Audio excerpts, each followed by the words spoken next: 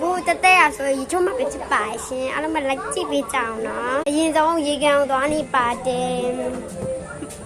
ဟိုးရေလေးကကြီးစွင်းနေတာပဲနော်တက်တက်ရေချိုးတော့မယ်နော်အခုကတော့ရေချိုးပွားပဲဖြစ်ပါတယ်ရေချိုးပွားပဲဖြစ်ပါတယ်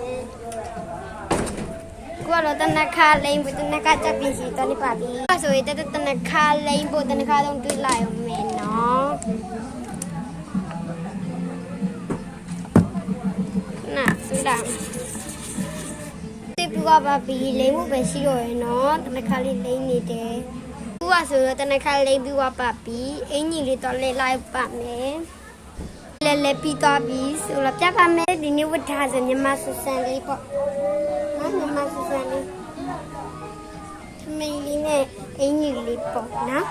အားလုံးပဲဦးလေအထူးကျေးဇူးတင်ရှိပါရှင်နောက်နေ့တိုင်းမှာလည်းပတ်စံ